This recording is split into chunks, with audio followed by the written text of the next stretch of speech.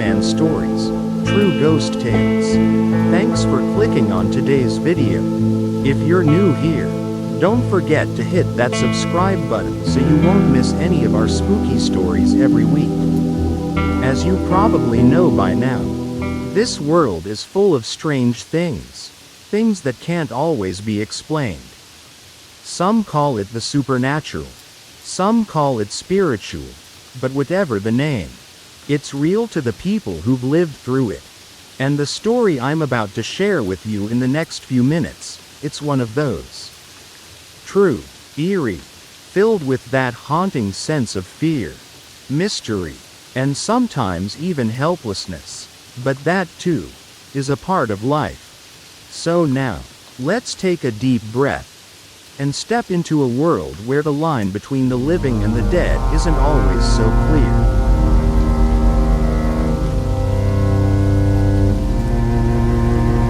Story 1. Hi everyone. Now let's begin our story. This is a true tale about a family who moved into what seemed like a quiet little house, but turned out to be anything but ordinary. It all started when we moved into this house in a small neighborhood called Pinefield, somewhere outside of Millbrook, Pennsylvania. It was just me, my mom, my little sister Lacey, and our big fluffy mutt named Panda. Everything seemed normal at first. We were still settling in, unpacking boxes, trying to make the place feel like home. One evening, Mom and Lacey went out to grab some groceries. I stayed behind to finish up an oral report for school. Just a few minutes after they left, I heard loud banging on the front door. At first, I thought maybe they forgot something. So I ran downstairs and opened the door, but nobody was there. Not a car on the street. No footsteps on the porch. Nothing. I shrugged it off and went back upstairs. I had barely sat down again when bang bang bang. This time it came from the back door. I wasn't as eager to answer it, but I figured maybe it was a neighbor or a prank. I went to the kitchen, opened the back door again. Nothing. Just empty air and a quiet backyard. Now, I'm not one to spook easily, so I chalked it up to nerves. Maybe I was just jittery being alone in a new house. I grabbed a soda from the fridge, took a deep breath, and headed back upstairs. That was my first experience. The next one didn't happen to me. It was Mom. One weekend, I was hanging out at a new friend's place a couple blocks away, and Lacey was off at the park with a babysitter. Mom decided to stay home and make lunch for when we all got back. She finished cooking and then plopped down on the couch in the living room to read a book. About half an hour in, something made her freeze. She said it was like someone was standing behind her, breathing cold, clammy breath on the back of her neck. When she spun around, there was no sound, no movement, but standing just behind the couch, clear as day, was a man, a silhouette of a man in what looked like an old army uniform. She didn't scream. She couldn't. She just stood up and backed out of the room. Then she grabbed her purse and bolted out the front door. Said she went to the public library and just sat there, staring at the bookshelves. She couldn't read, couldn't think. She didn't tell us right away. Not until the next thing happened. That one was Lacey. She had this little porcelain doll set our Nana gave her before we moved. She loved those creepy little things. Kept them all lined up on her windowsill. One afternoon, I was in the garage looking through storage bins when she screamed. I ran inside, and she was in the hallway, pale as a ghost herself. She told me one of her dolls had floated, just lifted off the windowsill, hovered in the air like it had a mind of its own, then glided right out of her room. She followed it down the stairs, through the hallway, and out the back door. Guess where it landed? On the far end of the backyard. right on top of what looked like 3 old, weathered stones poking out from the dirt. We never noticed them before. They were mostly covered in grass and weeds. That night, I couldn't sleep, so I pulled out my laptop and started digging. History of the house, weird incidents, anything. And that's when things went from weird to terrifying. There it was, an old newspaper clipping from the late 60s. A man had lived there with his wife and young daughter. The article said he was a war vet who struggled with alcoholism.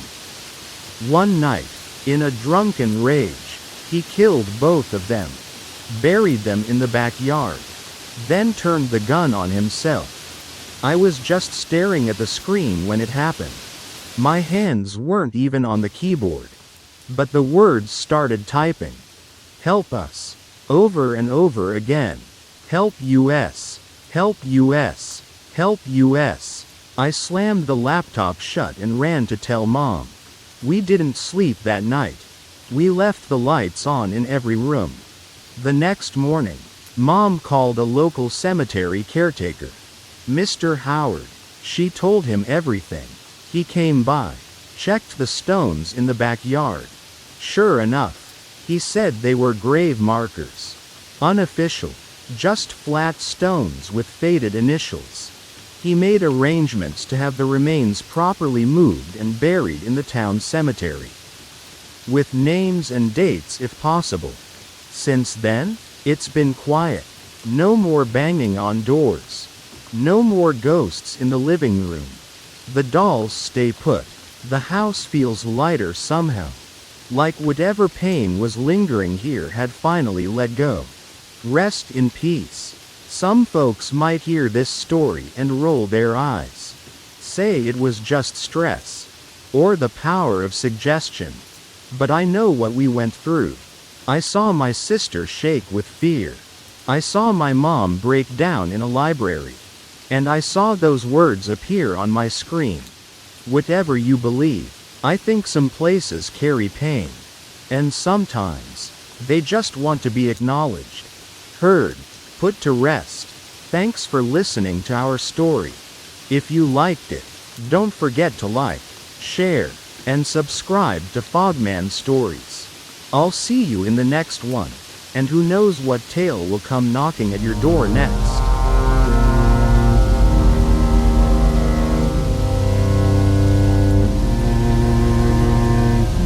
Story 2. Hey folks, let's get into the story. This one's about my dad. His name's Raymond. Now, my dad isn't the superstitious type. He's a straight shooter. Practical.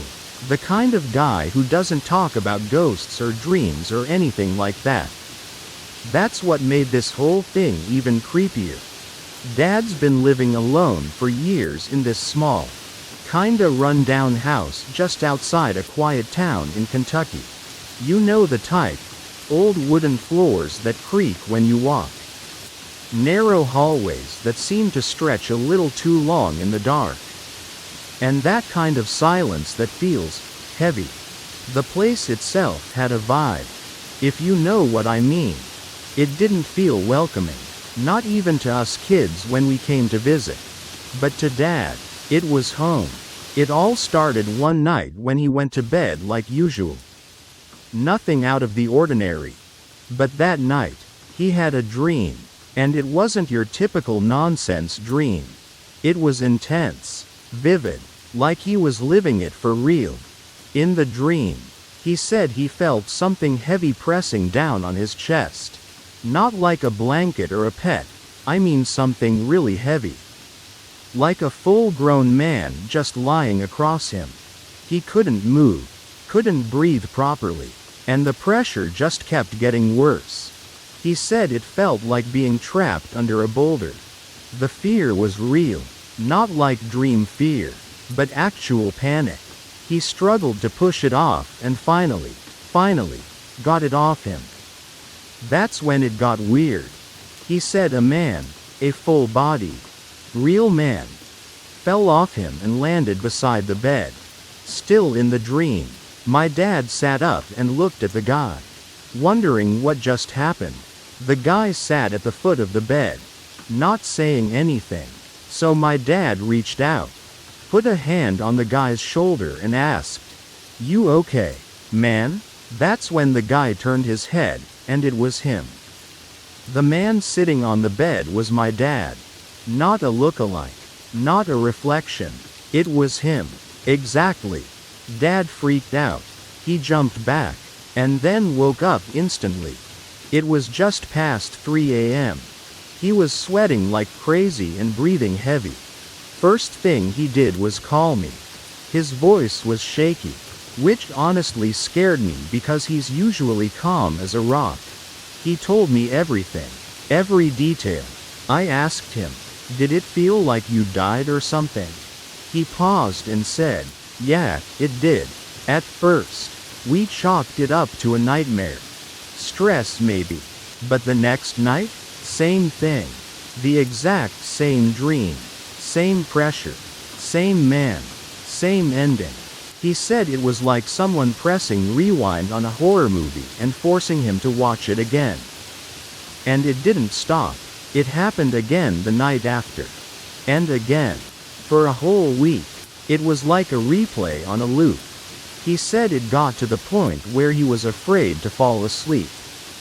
Not because it was just creepy, but because it felt wrong. Like something was trying to send a message or pull him into something he didn't understand. By the fifth night, he was visibly exhausted. I could hear it in his voice. He told me he started dreading bedtime.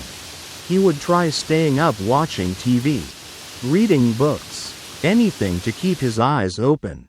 But eventually, sleep would come, and so would the dream. On the 8th night, too exhausted to make it to the bedroom, he crashed on the couch in the living room. Just fell asleep with the TV on. And that night, no dream, no pressure, no man at the end of the bed. Thinking maybe it was a fluke, he went back to his bed the next night. And boom, dream came right back. That same awful loop. So after that, he gave up on the bedroom. He started sleeping on the couch, night after night, just to avoid the nightmare. He even tried switching pillows, moving the bed to another wall, placing religious objects around, burning sage, anything he could think of. But nothing worked. The dream only stayed away when he slept outside of that room. Months went by like that. He got used to the couch. Started keeping books, a flashlight, even a small nightstand next to it. It became his bedroom in every sense. And the actual bedroom just sat there untouched. Cold. Still. Sometimes he'd leave the bedroom door open just to test the waters. One night he said he thought he saw movement in there, like a shadow passing near the window. He blamed it on headlights or imagination. But after that, he kept the door closed. I remember coming to visit one weekend and noticing he looked thinner. Not sick, just tired, worn out, like he was carrying something with him. We sat out on the porch one night and he told me everything all over again. Every detail fresh like it had happened yesterday. And then he asked, "You think it was trying to take me?" I didn't know what to say. Eventually, after maybe 4 or 5 months, the dreams just stopped. He didn't even notice right away. One morning, after waking up on the couch, he realized it had been weeks since the last dream. On a whim, he tried the bedroom again. And nothing happened. No dream. Just quiet. He was cautious for a while. Slept with the light on. Kept a radio playing soft music. But everything was fine. Whatever it was, it had passed. But he never let his guard down completely. Even now, years later, he keeps a nightlight in that room. Says it makes him feel better. He sleeps there most nights.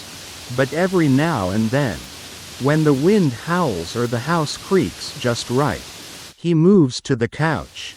Just in case. We still talk about it. No one really knows what happened. Some folks say sleep paralysis.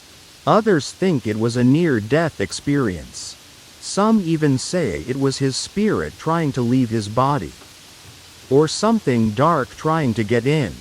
All I know is, the fear was real. He once told me, "You know what scared me most? It wasn't the dream. It was seeing myself. I looked empty, like something had taken the life out of me." I think about that a lot. What if there's something about mirrors and reflections in our dreams that means more than we understand? What if he really did almost die? Or what if something else tried to trade places with him and just didn't succeed? Dreams are tricky things. We all have them. But sometimes they feel like more than just your mind playing games. Sometimes they feel like a door you accidentally opened. And you just pray nothing walked through. You ever have a dream like that? One that wouldn't let go? One that felt more real than the waking world? If you've been through something similar, drop a comment. You're not alone. And thanks for listening. Stay safe out there.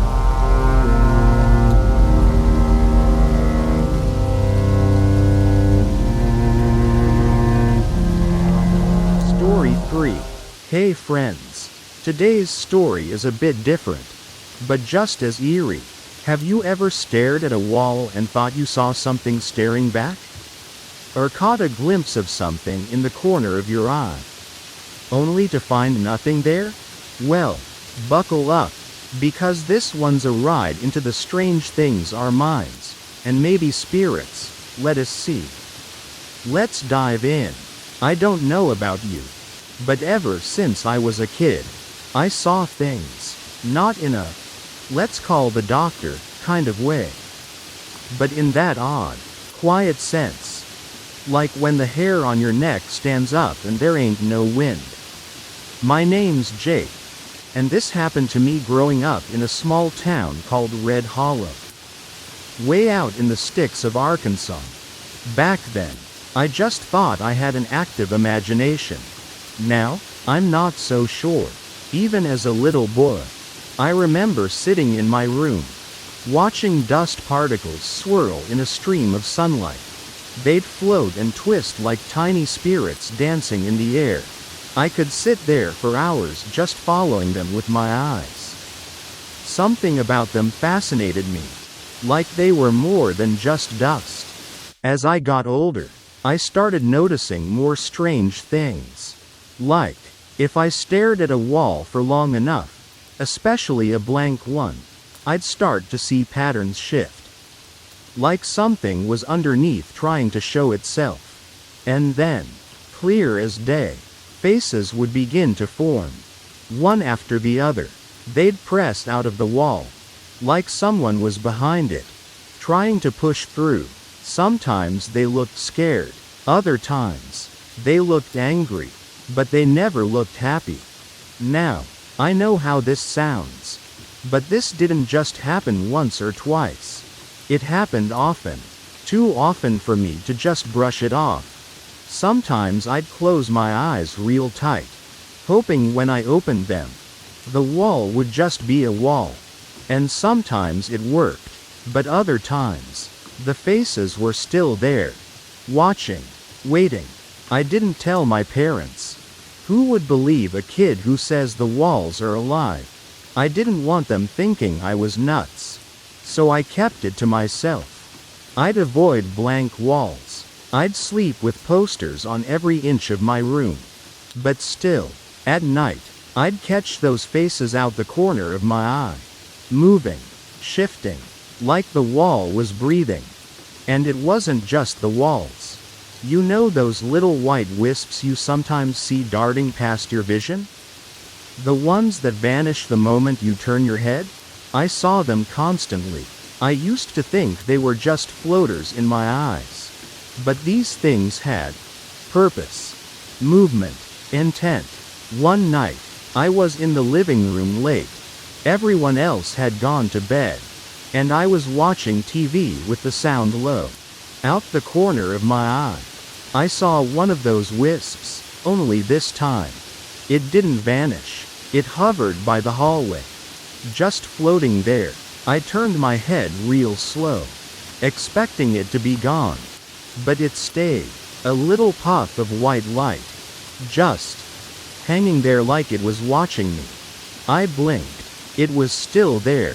Then, it moved, not away, but closer, slow, almost curious. I stood up, my heart pounding, and took a step toward it. That's when it zipped away into the hallway. I swear, I heard a soft whisper. Nothing I could make out. Just a sound, like someone exhaling. From that night on, I started seeing more shapes in the dark, shadows that didn't match anything in the room, whispers just outside my bedroom door.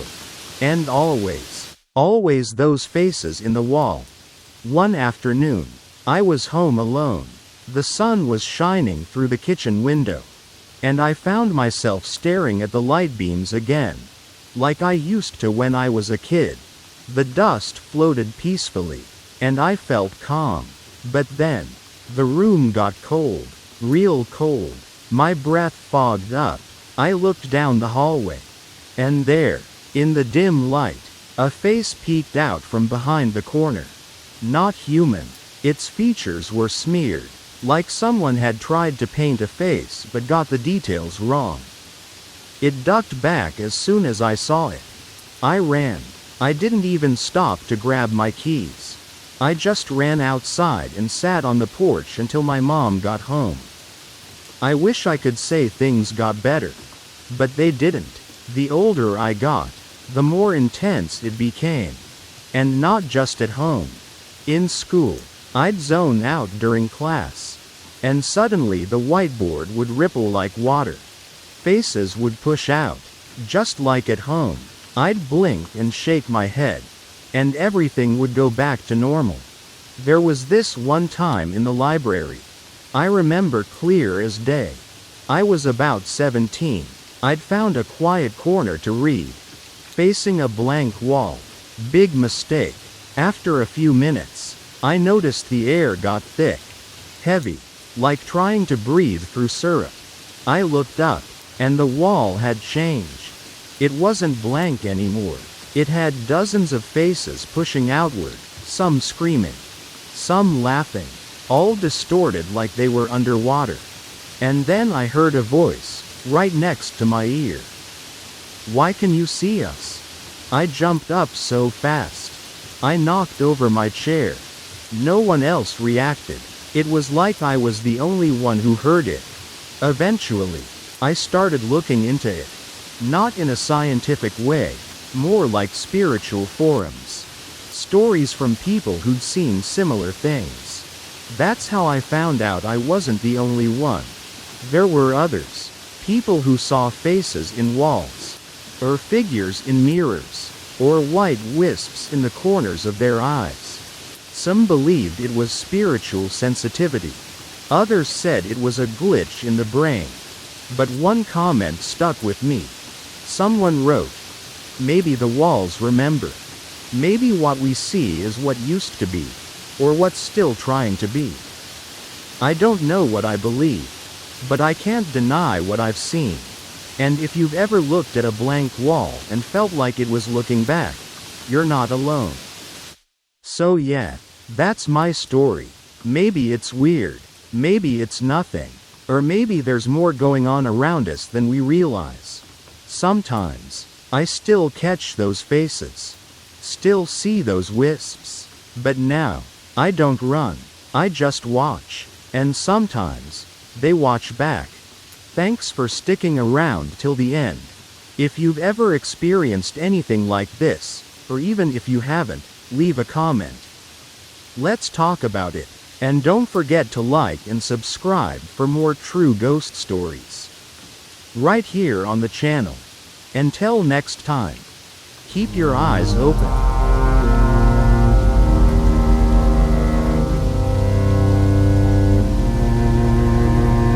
Story 4. Hi everyone. Thanks for being here with me again.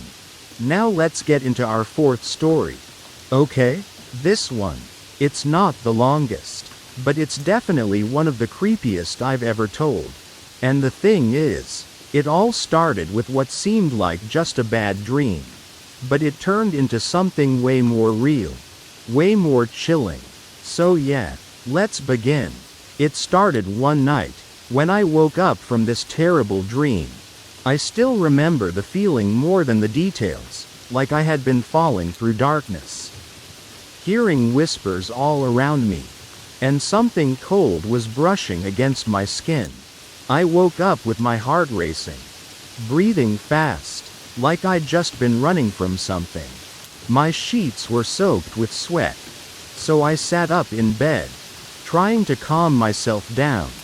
Wiped my face, and looked around the room. That's when I saw her. There, in the corner of my bedroom, stood this small white figure. At first, I couldn't really make out what it was. I rubbed my eyes, thinking maybe I was still half asleep. But no, the more I looked, the clearer she became.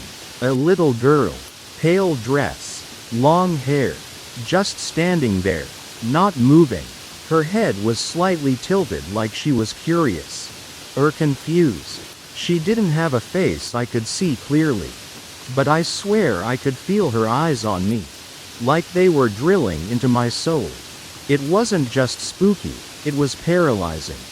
I couldn't scream. I couldn't move. I just froze, staring at her. Then, like some kind of reflex, I slammed my eyes shut. You know that silly thought we all had as kids? That if you close your eyes, the monster disappears? Yeah, that's what I did. My heart was pounding. I remember grabbing the blanket, pulling it over my face, and staying like that for what felt like forever. But curiosity got the better of me. I peeked. She had moved. She wasn't in the corner anymore. Now she was standing near my dresser. Closer. I quickly shut my eyes again, whispering to myself, no, no, no, this isn't real. It's just a dream. I didn't open them again until the sunlight was coming in through the curtains. The next morning, I told my mom and my older sister what had happened. I told them about the nightmare and the girl in the room. They laughed a little, not mean, but just thinking I was still half dreaming. It was just your imagination. My sister said. My mom gave me a hug and told me I needed to stop watching creepy videos before bed. I tried to believe them. I really did. But the next night proved it wasn't my imagination. That night, I didn't have any bad dreams. In fact, I think I went to bed feeling better. More calm.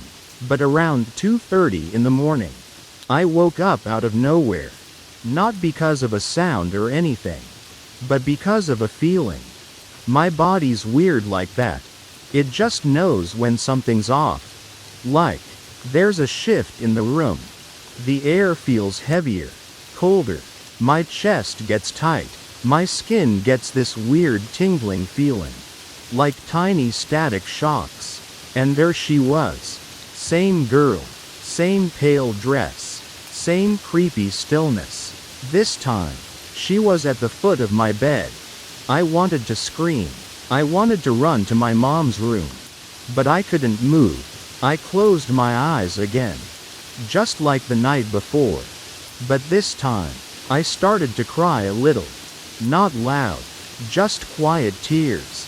Because I knew, this wasn't a dream. I was awake. And she was real. Eventually, I heard the sound of dishes in the kitchen. My mom was up. I jumped out of bed and ran to her. I was shaking, my voice trembling as I told her what I saw. She looked concerned, but also tired. Sweetie, it's okay. Try to sleep. Maybe it's just your mind playing tricks on you. But I could tell she was trying to convince herself. Not just me. That night, I barely slept. Night 3 came. And so did she. This time, I didn't wait to see her. I felt her. I knew she was there before I even opened my eyes. My heart was already racing. And I could feel the temperature in the room drop. It was like ice. I opened my eyes slowly. She was by the window. Not moving. Not blinking. Just there. I couldn't take it anymore. The next day, I begged my mom to help me. I told her everything again. And this time, she didn't dismiss it. Maybe it was the look on my face. Or maybe it was because I hadn't slept properly in days. That night, we sat together on the bed, held hands, and prayed. We asked, no, begged, that little girl to leave me alone. We prayed for her to find peace, to go where she belonged. My mom said something like, if you're lost, may God guide you home. If you're scared, may angels comfort you. But please, don't stay here anymore. Let my child rest. And it worked. That night was the first peaceful sleep I'd had in a week.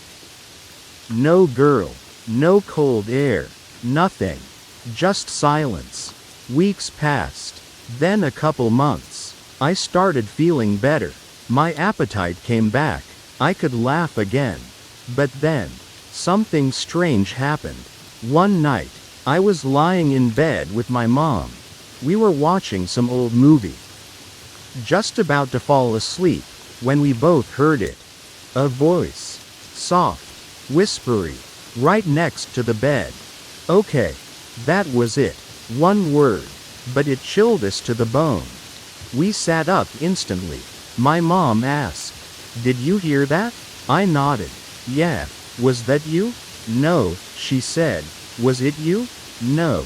I whispered. We looked at each other. Hearts racing. We laid back down, holding hands. Neither of us said anything for a while. We were both just trying to make sense of it. Finally, I said, do you think it was her? My mom thought for a moment. Maybe she never left. Or maybe she was saying goodbye. Goodbye? Yeah, she said. Maybe she was talking to God. Maybe he came for her and she was finally ready. It was a weird thought. But it felt right. Like something clicked into place. That night, I prayed again. Not in fear this time.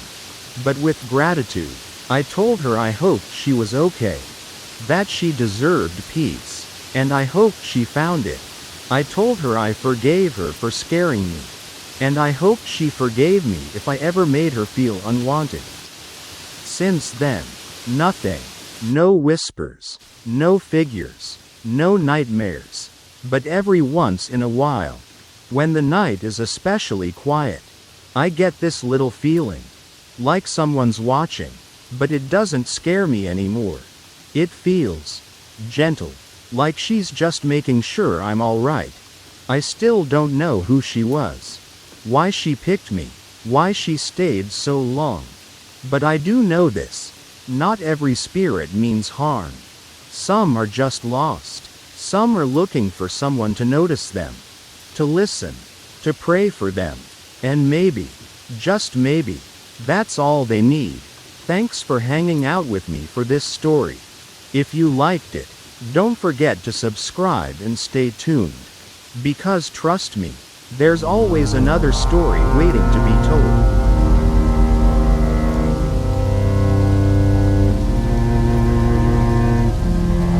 Story 5. Hello friends. Now let's begin the first story. Shall we? This one is a bit emotional. A bit strange. And very real. It's about family, love, and something beyond what we can explain. So pull up a chair. Relax. And here we go. My story starts about 10 years and 10 months ago. Back when my life was shifting in ways I couldn't quite handle all at once. At that time, I was pregnant with my second child. A baby boy. And life was both exciting and unbearably heavy. That's when I lost my dad. He had been battling cancer for a while. And it was the kind of fight that drains not just the person but the whole family. My dad loved my daughter to bits. And it broke his heart knowing he might not get to meet his grandson. During the final stretch of his illness, he moved in with my mom. He passed away in what used to be my brother's bedroom. The same room we all knew growing up. Time passed. As it always does. Life kept moving. My mom eventually decided to retire and move out of the house. Me and my fiance, we'd been saving for a long time, ended up buying that same house. The house I grew up in. The house where we had birthday parties. Where we cried over breakups. Where Dad taught us to ride bikes in the driveway. We put a lot of love into remodeling it. Made it our own. But it still held all those memories like echoes in the walls. One day, I was in the house alone. Working on that same room, my brother's old room. It was going to be shared by my two boys. My 10-year-old and my 2-year-old. I had a roller in hand. Paint tray nearby. And I was up on a ladder trying to reach the high spots. Which, looking back, probably wasn't the smartest move. Especially being home alone. Somewhere between stretching too far and leaning the wrong way. I felt myself slip. My foot left the ladder. And for a split second, I was just hanging in the air, expecting to hit the floor hard. I shut my eyes, bracing for the pain. But it didn't come. Instead, I felt this weird pull. Like someone caught me mid-fall and gently placed me back on the ladder rung. I stood there, stunned, heart racing, arms shaking. I had goosebumps all over. All I could say was, "Thanks, Papa." It didn't feel like luck. It didn't feel like coincidence. It felt like him. I kept that to myself for a bit, chalking it up to exhaustion. Or maybe just my mind trying to comfort itself. But things didn't stop there. Just 2 nights ago, something else happened. My toddler, usually full of energy and completely fearless, came to me and said, "There's a ghost sleeping in Bubba's bed." At first, I laughed it off. I mean, kids say weird stuff all the time, right? But that night, he wouldn't let me out of his sight. He clung to me like he hadn't in months. Usually, he's the kind of kid who plays in the dark hallway without a second thought. But suddenly, he was acting scared, shy, nervous. Then came last night. My fiance and I were watching TV in the living room. And my toddler was in the boys' bedroom, playing on his Game Boy. Nothing unusual there. But then he said it again. "The ghost is here." So we paused the show. Looked toward the hallway. We didn't say anything. Just quietly watched from a distance. He had no idea we were watching him. He wasn't crying. Wasn't making a fuss. But every few minutes, he'd glance, big-eyed and serious, toward his brother's bed. As if making sure something didn't move. He did this for almost 20 minutes. Just sitting there, silently watching. Almost like he didn't want to lose sight of something. And here's the thing. There was something about the way he was acting. It wasn't made up. He wasn't playing pretend. It felt real. Like he knew something was there. That room. The one that used to be my brother's. The one where my dad passed, it just felt heavier. Not scary, exactly, but dense. Like walking through water instead of air. We didn't tell the older kids about it. Didn't want to scare them. But I can't help thinking about that fall off the ladder. About how something, or someone, kept me from getting hurt. Maybe it's my dad, still keeping an eye on us. Maybe he never left. Maybe he's watching over his grandkids. Especially the one he never got to meet. Maybe that's why my toddler sees something we can't. I've saged the house. just to be safe. Lit some candles. Said a few prayers. The vibe doesn't feel evil. Just present. But still, I keep wondering, what does he want? Is he stuck? Is he just watching over us? Or trying to say something? And how do I explain all this to my kids without freaking them out? So, friends, if you've gone through something like this, or have advice, please feel free to share. Because I truly believe something's going on here. And I just want to understand. This story gave me goosebumps. Not because it was scary in the usual sense, but because it was real. It was full of love, loss, and that strange, thin line between our world and the one beyond. Kids often see what we can't. And maybe, just maybe, love leaves behind a trace strong enough to linger. Thanks for listening. And if you enjoyed the story, don't forget to like, subscribe, and share with someone who might need a reminder that love never really dies. See you in the next one.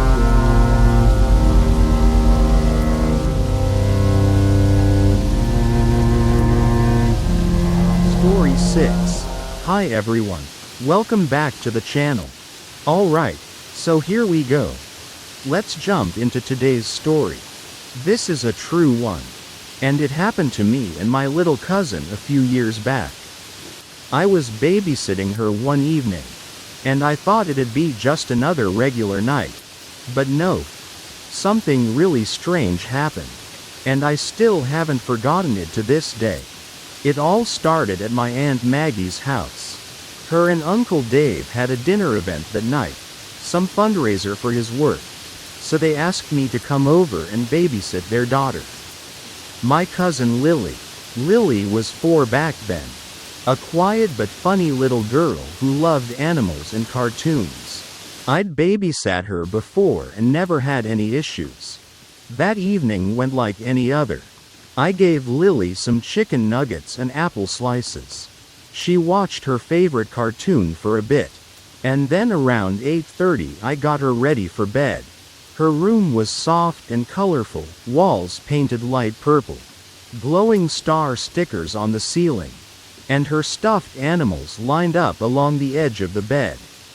She also had this massive walk-in closet.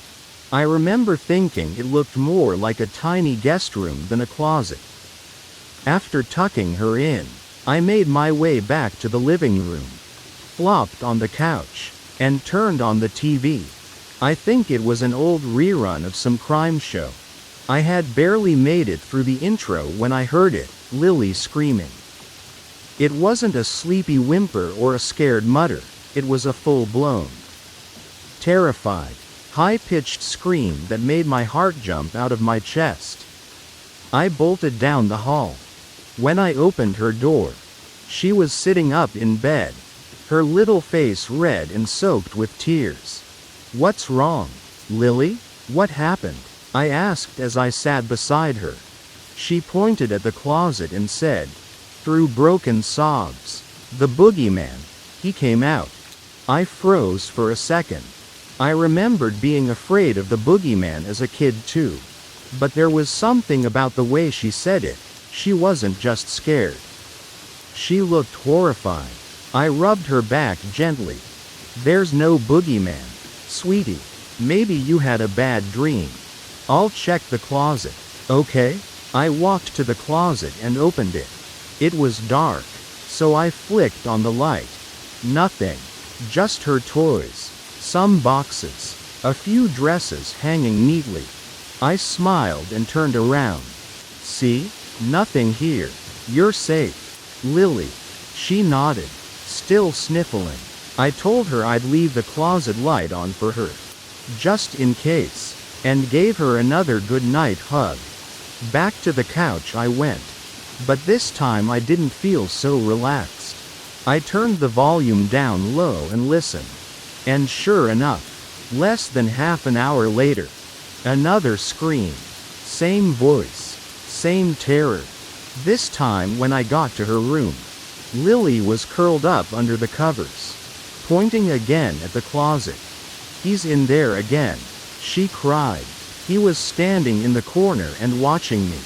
My throat went dry. I looked at the closet again. The door was open about 6 inches. Even though I'd left it wide open. I stepped inside this time. Looked behind the boxes. Even peeked above the shelves. Nothing. I turned off the light and shut the door. But the moment the latch clicked, bang, something hit the inside of the door. I jumped back. Lily screamed louder than ever. I grabbed her, ran out of the room, and headed straight to my cousin Max's old bedroom. Max was away at college, so the room was empty. I locked the door behind us and held Lily close while she cried. It took a while for both of us to calm down. I didn't go back to that room. Not that night. The weirdest part? As we were sitting there, I swore I heard something, whispering. But not from the hallway or behind the door, it was coming from the walls. It was faint, like a soft hum or chant. Too low to make out words. But definitely there, and it didn't stop until nearly dawn. By the time Aunt Maggie and Uncle Dave got back, Lily had fallen asleep in my lap. I didn't tell them. I couldn't. I didn't know how. Weeks went by. Lily never brought it up again. I tried once. Asked her if she remembered anything from that night. She just looked at me funny and said, "You mean when you scared me with the boogeyman story?" I didn't scare her. I wish I had made it all up. But I didn't. I've thought about that night more times than I can count. I even read up on the house's history later. Turns out, before Aunt Maggie and Uncle Dave bought it, the house had been empty for nearly 20 years. Neighbors said a man who used to live there vanished one night. Just disappeared. Closet door left wide open. Some even claimed the place was cursed. That it didn't want children in that room. I don't know what's true and what's rumor. But I know what I saw. And I know what I felt. They moved to Santa Fe the year after. New house. New neighborhood. Lily turned 8 last fall. She's happy, healthy, and doesn't remember a thing. But I do. And sometimes, late at night, I swear I hear that same whisper, even now. In my own apartment, as if something followed me from that closet and just hasn't left yet. Looking back, I still get chills. Babysitting seems so simple until you experience something that bends the rules of what's real. Thanks for sticking with me through this story. If any of you have gone through anything strange while babysitting or just being home alone, share it in the comments. Don't forget to like the video. Share it with someone who loves ghost stories. And subscribe to the channel if you haven't yet. And maybe, just maybe, leave your closet light on tonight. Stay safe, everyone.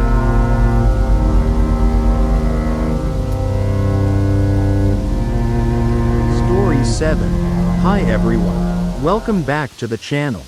Today, I've got a story that's gonna make you think twice about what might be lurking in your bedroom when the lights go out. So, grab a blanket, dim the lights, and let's get into it. This is a true story that happened to someone back in 2007. The names and places have been changed to keep things private. But the experience? It's as real as it gets. It all started on a quiet Thursday morning, around 2 a.m., in a small town called Elmridge, just outside of Detroit. I had just finished up some reading, turned off the lights, and laid down to sleep in my usual position, one arm resting above my head on the pillow, the other down by my side. Both of my palms were facing up. Just another normal night, or so I thought. About a minute after I settled in, I felt something. It wasn't pain. Exactly. More like a weird tickling sensation on my arm. The one above my head. I thought maybe it was just an itch. So I tried to move my arm to scratch it. But it wouldn't budge. At first, I figured I must have fallen asleep on it weird and it was just numb. You know, like when your arm goes to sleep. But then I tried to lift my other arm. That one wouldn't move either. That's when I started to panic a little. I was wide awake now, fully alert, and I realized something was seriously wrong. There was a heavy pressure on both of my arms, like someone was pushing them down, holding me in place. But I was alone in the room. I hadn't heard a sound. Nothing had moved. Still, it felt like someone, or something, was pinning me down. I didn't scream. I wanted to, believe me, but part of me was too scared. And the other part didn't want to wake up my family sleeping in the rooms next to mine. I just laid there, eyes wide open, frozen, and then, the tingling started again, but not just in my arms this time. It spread all over my body.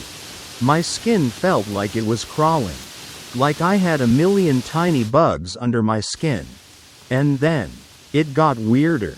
My hands started to move. Not by my doing. They were opening and closing. Slowly. Deliberately. Like someone was controlling them. I wasn't doing it. I swear I wasn't. It felt like something had taken control of my body. My hands moved in unison. Like a puppet show. Fingers curling. Uncurling, palms flipping upward, and I couldn't stop it. I couldn't even speak. This went on for 15 minutes. 15 long, terrifying minutes. I just laid there, helpless, while my body did things on its own. And then, just as suddenly as it started, the pressure started to lift. Slowly. First the weight on my arms lessened. Then I could finally move them again. I rolled over onto my side. Shaken but relieved. I thought maybe, just maybe, I could finally sleep. But no, not even 2 minutes later. I felt it again. This time it was behind me. The sensation of someone lying next to me, right up against my back. I could feel arms wrapping around my waist, tightening, holding me. I was paralyzed again. The tingling came back. It was like being hugged by a ghost. But it wasn't comforting. It was cold, heavy, and wrong. I couldn't breathe right. Couldn't turn around. Couldn't scream. I just had to wait.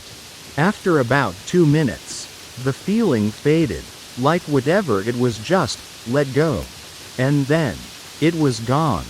But it didn't leave me untouched. As I sat up, trying to process everything, I started typing out what had just happened on my old laptop. And while I was typing, my nose suddenly started to bleed. No reason. I wasn't sick. I wasn't stressed. It just started pouring. Now here's the thing. This wasn't the first time something like this had happened. About a year earlier, around the same time, 2 a.m., I was in bed again. Everything was calm. I was just about to doze off. Then suddenly, I felt it, like someone had jumped onto the foot of my bed. You know that bounce when someone heavy lands on a mattress? That's what I felt. My bed shook. I heard the springs creak. It dipped under the weight of something, or someone. But when I turned on the light, nothing. Nobody. No sign that anything had been there. I can't explain any of this. And I know how it sounds. But I swear to you, I'm telling the truth. These were real experiences. I didn't dream them. I wasn't half asleep. I was wide awake. And they happened. I still live in the same house. I've never seen anything with my eyes. No ghostly figures. No floating shapes. But I've felt things. And I know I'm not crazy. Maybe there's something about 2 a.m. Maybe that's when the veil is thinnest. Like some people say. I don't know. But I do know that whatever happened those nights, it changed me. So what do you think? Friends? Sleep paralysis? A spirit trying to make contact? Or something darker? These experiences remind us that sometimes the most terrifying moments happen when we're completely still, completely silent, and completely alone. If you enjoyed this story or if you've had something similar happen to you, feel free to share it in the comments. And don't forget to subscribe to the channel so you never miss a chilling tale. See you in the next one. Good night, and sleep tight.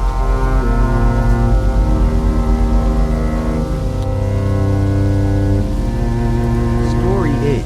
Hi everyone. Welcome back. Now, let's jump into today's story. This is a true story. And I'll be the one telling it to you. Nothing fancy here. Just straight from the heart. It's one of those stories that stick with you. Especially if you've ever had a weird feeling in the middle of the night. You know, the kind that makes you sit up in bed and listen harder than you ever have before. So, here we go. My name's Jackson. I live alone now, in a little rental house on the outskirts of a town I won't name. Not that the town matters much. It's quiet, trees everywhere, streets barely lit at night, and the kind of place where people still wave to you from their porches. Peaceful, you know, but something's been going on with me. Has been for a while now. It all started a couple years ago when I was living in my old place. Back in a small apartment complex in a different state. That place was older, creaky floors and thin walls.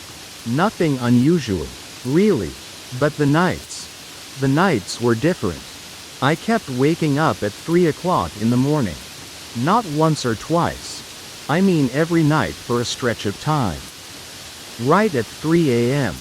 I wouldn't wake up groggy either. It was like someone snapped their fingers and I was instantly wide awake. And every time, there'd be this knocking at the front door. 3 solid knocks. Never rushed. Never slow. Just steady. Bam. Bam. Bam.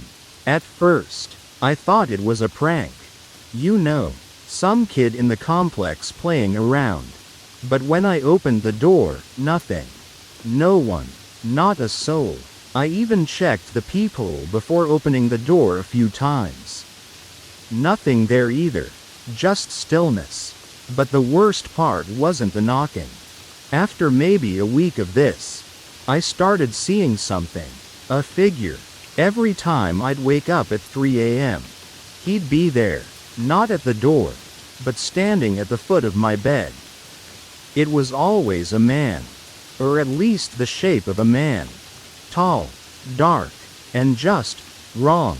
He wasn't blurry or anything like that. But I could never see his face. Like it was covered in shadow that didn't belong in the room. He didn't move. Just stood there. And sometimes he let out this scream. Not a human scream. A holler that made my chest tighten and my breath catch in my throat. I'd wake up screaming, heart pounding like a drum. It happened over and over. I started to dread going to sleep. I thought I was going nuts. I even asked around, my friends. A counselor. Even looked up sleep disorders. Somebody said maybe it was sleep paralysis or PTSD. But I never served in the military. Never had any trauma that I could think of. Nothing that would explain this. Eventually, I moved out. Got a new job in another town. Found this quiet little rental. And hoped I could leave all that behind. And for a while, things were okay. But then November came. I remember the first time I heard it again. 3 a.m. Just like before. I sat straight up in bed. Heart thudding. And then, those 3 knocks on the door. Same rhythm. Same sound. Bam. Bam. Bam. I froze. I didn't get out of bed this time. I just sat there, listening, waiting. But nothing else happened. No figure at the end of my bed. No scream. Just silence. It started happening every so often. Once or twice a month. Always at 3 a.m.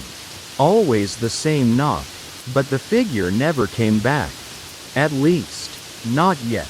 The weirdest thing is how real it feels. It's not like I'm dreaming. I get up. I walk to the door. I check. I even opened the door a few times. No one there. Not a car on the street. Not a dog barking. Just air. Like whatever it was had already slipped away. There was one night, though. One that messed me up more than any of the others. It started the same. I woke up. Looked at the clock. 3 a.m. But this time, I couldn't move. I was lying flat on my back. Eyes wide open. And I felt something holding me down. Like an invisible weight on my chest. My arms were pinned. Legs stiff. I couldn't even scream. Then it felt like something entered my body. I don't know how else to describe it. My mouth opened without me doing it. And I started vomiting. Violently. Like something was being forced out of me. But nothing came out. I was just dry heaving. Non-stop. My stomach muscles cramped. And I thought I was going to die. Then, like that, it stopped. I sat up. Gasping for air. Soaked in sweat. My sheets were a mess. I must have knocked over a glass of water or something in the chaos. I checked the time. 3:07 a.m. I haven't had that happen again since. Just the knocking. Every so often. And each time it does.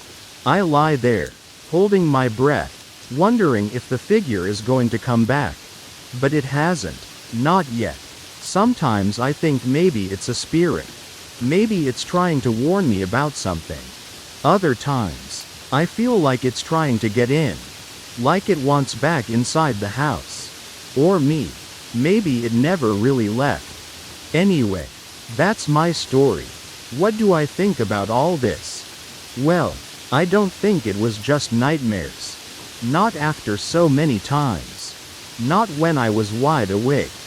Walking to the door. Seeing nothing. Not when I felt that thing inside me. Maybe there are spirits out there. Ones that get attached to certain people. Or maybe there's something about 3 a.m. They call it the witching hour for a reason. All I know is, I still jump a little whenever I hear a knock at night. And I never, ever check the time. Thanks for listening. And if you've had something similar happen to you, you're not alone. Feel free to share your story. And don't forget to subscribe to the channel so you don't miss what's coming next.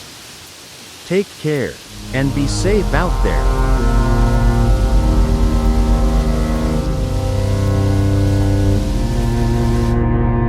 Story 9. Hi everyone. Let me tell you a story that still gives me the chills every time I think about it. It happened a couple years back. And to this day, I still ain't sure if it was real or just a real messed up dream. But I'll let y'all decide for yourselves. So, here we go. Hi folks. Thanks for being here. Now, let me take you back to a time when I was just trying to get my life together. I'd just moved into this tiny apartment over on Maple Street in a small town called Fairhaven. I was about to start college again after taking a long break. And I had picked up a part-time gig as a bookkeeper at this mom-and-pop grocery store down the road. Wasn't nothing fancy, but it paid the bills. After about 2 months, I started to get the hang of things. School, work, home, repeat, nothing out of the ordinary.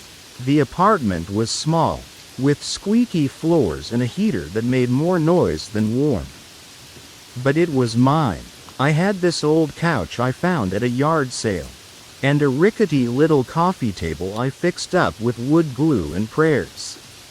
It was quiet, kinda cozy in a weird way.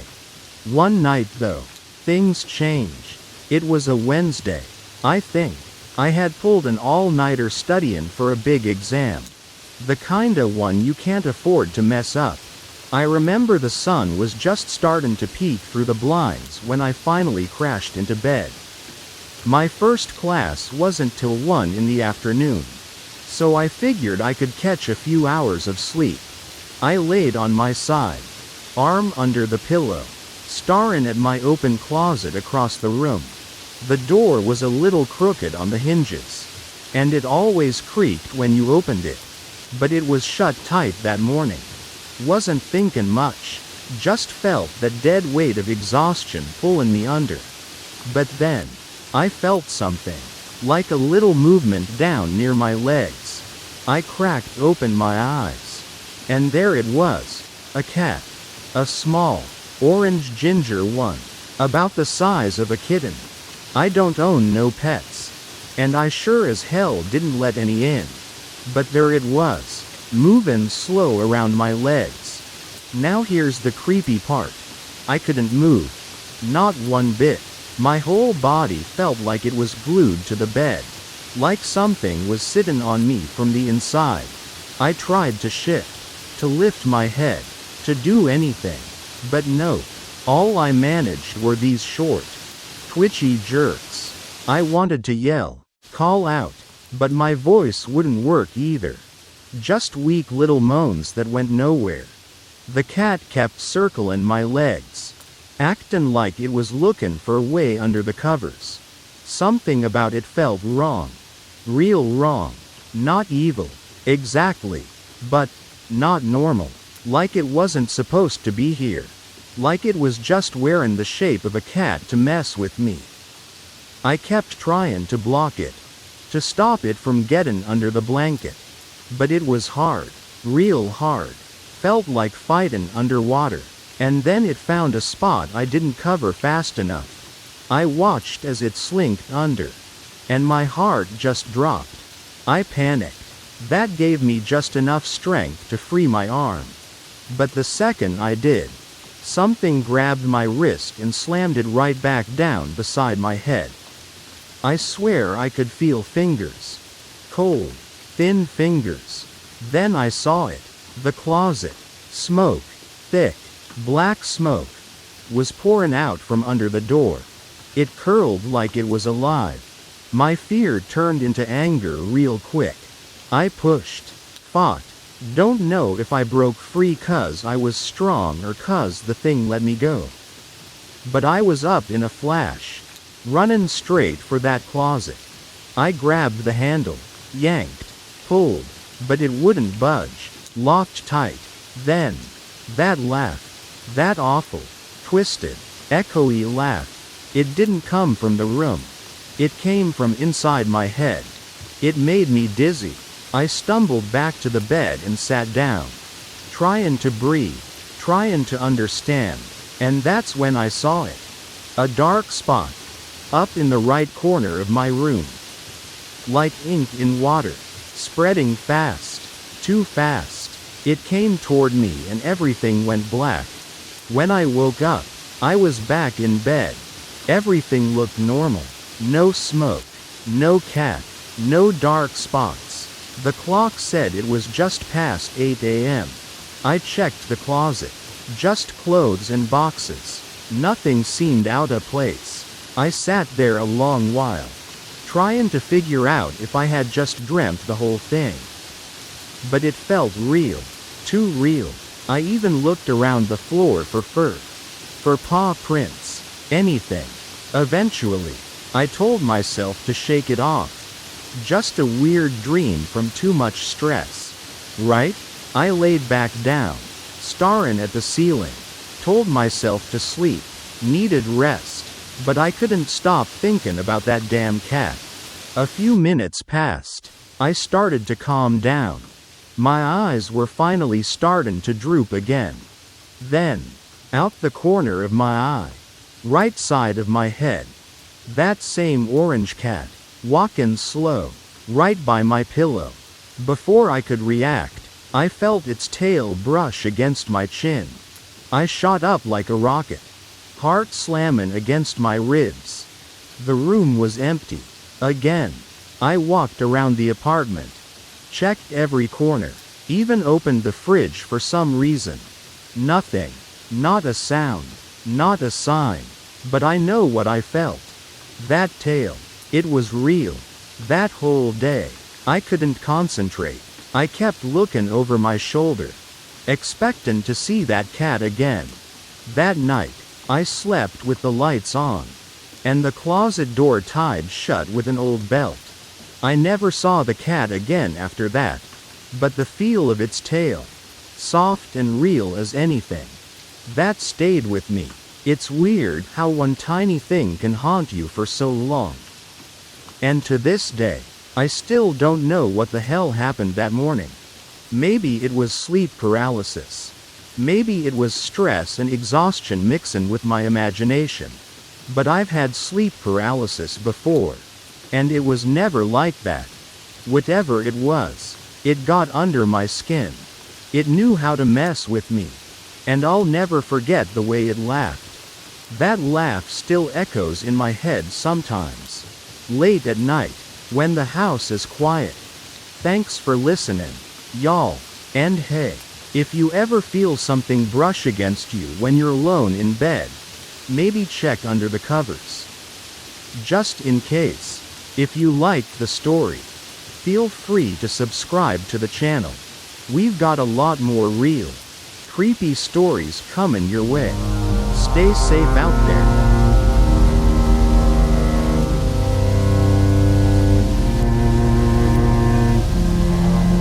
Story 10. Hi everyone. Welcome back to the channel. Today, we're diving into the final story of this series, and let me tell you, it's one that sticks with you long after you hear it. So grab a drink, find a comfy spot, and turn down the lights if you're brave enough. Alright, here we go. Hi everyone. Now we begin the last story for this video. This is a story that was shared by someone who just wanted to get it out there. Whether you believe in the paranormal or not, this one will make you think twice about what's really going on inside some homes. So let's get into it. My name's Mark, and I live with my wife, Jenny. We've been married for 3 years now, and we're raising 4 kids together, 2 boys and 2 girls. Ages 9 to 16. Back in August of 2004, we moved to a town called Millersburg, just outside of a big Air Force base. We'd found a good deal on a 4-bedroom, 2-bath house with a small add-on in the back, built in the mid-70s. It had that older charm, and at just under 300 grand, it felt like a steal. That was before the housing market crashed, of course. The first couple of weeks were normal, unpacking, painting, figuring out where everything should go. But then, weird stuff started happening. One afternoon, we came home from running errands, and all the kitchen chairs were stacked up on the table, just perfectly balanced. No one else had been home. We thought maybe one of the kids did it as a prank. But none of them owned up. They actually looked more confused than we were. After that, lights would flicker or turn on and off by themselves. Doors would open and close for no reason. Sometimes you'd just be sitting in the living room and hear the front door creak open. But when you checked, no one was there. One day, Jenny was cleaning our bedroom. The TV turned itself on, then off, then back on again. She told me about it that night, and I kinda brushed it off, until I saw it happen for myself the next week. No remote near it, no timer set, just on, off, on. Our dog, Buster, started acting real strange too. He'd bark at corners of the room, sometimes refusing to leave one particular spot like he was scared stiff. I remember one night, both sides of our kitchen sink were full of water. And not just any water, it was scalding hot. The kind that could burn you if you weren't careful. Then came the night I saw her. It was real early, maybe 4 or 5 in the morning. I'd gotten up to use the bathroom. As I stood there, I was staring down at the tiled floor, just zoning out, when something caught my eye. A figure standing at the shower door. A woman. I didn't see her face. But she was there, just standing. I bolted back to the bedroom and dragged Jenny in there with me. But of course, she was gone by the time we came back. Things would get quiet for a few days. And then bam! Something else would happen. Once, I opened the pantry to make dinner. And all the food inside was flipped upside down. Boxes, cans, even the peanut butter jar. And it's not like we have earthquake tremors or anything around here. It was just flipped. Another time, we left some bananas out overnight. They were fine when we went to bed. In the morning, they were black and mushy. Same thing happened with a loaf of bread, fresh one night, covered in mold the next morning. We tried to liven up the place with some houseplants. Every single one of them died within 2 weeks. No matter where we placed them, windowsill, table, counter, they just shriveled up and died. The weirdest stuff came through the speakers. Our stereo, the computer. You'd hear tapping sounds, like someone rapping their knuckles in a steady rhythm. Always the same pattern. Tap, tap, tap, tap. Sometimes it would go on for a full minute. Then nothing. My oldest son, Jacob, he's 16, told us he saw some kind of mist in the corner of his room. Like a cloud, hovering near the ceiling. My 14-year-old daughter, Lily, she's heard things too. Once she told us she heard someone whisper her name, clear as day, when no one else was around. We try not to talk about it in front of the younger kids. They're still little, and we don't want to scare them. Our attitude's mostly been, if we ignore it, maybe it'll go away. And for a while, it kind of worked. The big stuff slowed down. But there's always the little things. A shadow in the corner of your eye. A feeling like someone's standing behind you. A cold spot in the hallway that shouldn't be there. I swear one night, I felt the bed dip next to me like someone sat down. There was no one there. I nearly jumped out of my skin. Nowadays, we still get stuff every few days. Nothing huge, but enough to keep you on edge. We can't afford to move. The value of the house dropped after the crash. And we'd be taking a big loss if we sold. So we stay. And we hope that whatever's in here decides we're not worth the trouble. That's it. I just wanted to share this with someone. Thank you for listening. This story really hits a nerve.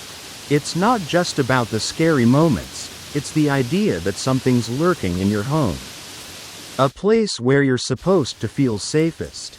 The family tried to ignore it, tried to live around it, but it never really went away. Whether it's tied to the land, the house, or something else entirely, we may never know. Thank you all for joining me through this final story. If you've had similar experiences, I'd love to hear from you in the comments. And hey, if you enjoy these kinds of stories, don't forget to like, subscribe, and hit the bell icon so you don't miss the next video. This is Mark from FOGMAN Stories, signing off for now. Take care, stay safe, and remember, not every shadow is just a shadow. See you next time.